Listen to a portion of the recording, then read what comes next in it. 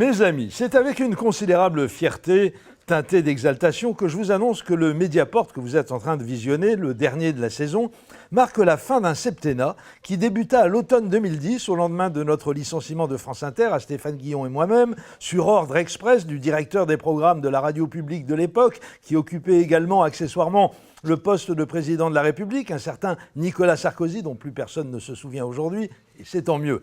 Légitimement ému par la mauvaise manière qui nous était faite, Edoui Plenel nous appela le jour même de l'annonce de notre licenciement, inique pour nous offrir asile dans les colonnes de Mediapart, proposition que déclina Guillon, mais que moi je ne pouvais pas refuser, tant ce journal me paraissait prometteur.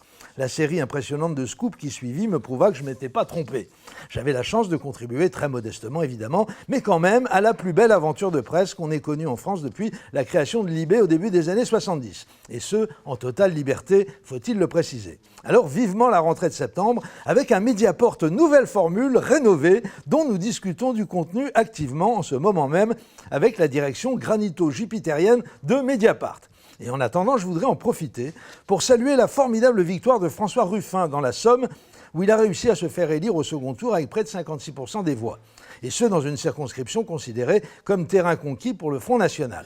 Par le Front National. Ce garçon est tout simplement exceptionnel. Il a quand même commencé sa carrière de militant révolutionnaire freelance en intégrant le CFJ, l'école de journalisme la plus prestigieuse, celle qui forme, ou en tout cas qui formait à son époque, les hommes troncs, les futurs convives des dîners du cercle et autres médiacrates galonnés. Et à sa sortie, diplôme en poche, au lieu de faire des courbettes au microcosme pour essayer d'en faire partie, il s'est fendu d'un pamphlet bourdieusien en diable, fustigeant vigoureusement cette école des cadres du journalisme aux ordres, assignée à la reproduction des élites, que serait en réalité le célèbre centre de formation de la rue du Louvre.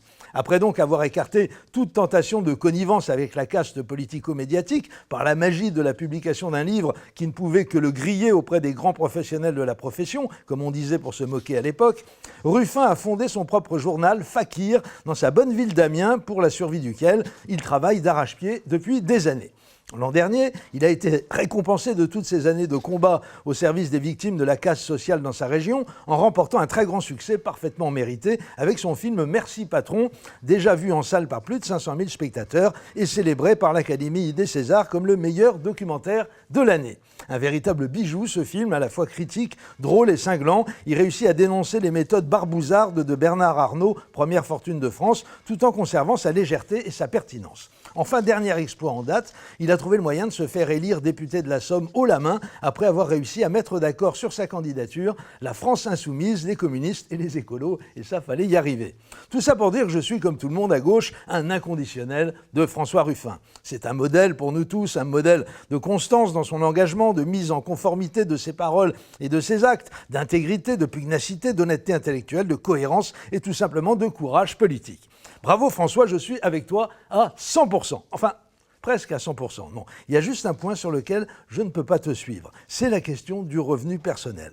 Qu'est-ce que c'est que cette idée saugrenue de te payer toi-même au SMIC en tant que député et de verser le solde de ton indemnité parlementaire à des œuvres, comme un vulgaire milliardaire américain? Bon d'accord, 7 200 € par mois, c'est une somme rondelette, mais tu les as méritées, merde! Ça fait 20 ans que tu trimes pour la cause. T'as bien le droit d'offrir des vacances en camping 5 étoiles à ta marmaille, voire de te payer quelques week-ends en relais château avec ton attaché parlementaire, que diable! Je suis comme toi, François, je crois aux vertus de l'égalitarisme, mais un égalitarisme raisonné. Ok pour le plafonnement des revenus, mais pas trop punitif non plus. Mélenchon propose 30 000 € par mois. Voilà qui me paraît de bonne aloi. J'ai jamais gagné autant. Mais je crois que si ça m'arrivait, je pourrais encore me sentir de gauche. Tu vas quand même pas nous obliger à tous gagner 1 500 € bruts mensuels pour nous prévaloir de cette qualité.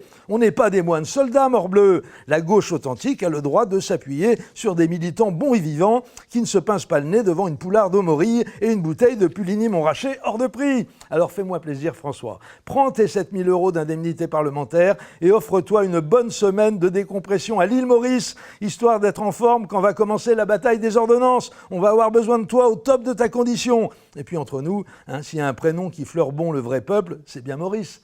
Alors vas-y sans regret. Bonnes vacances à tous.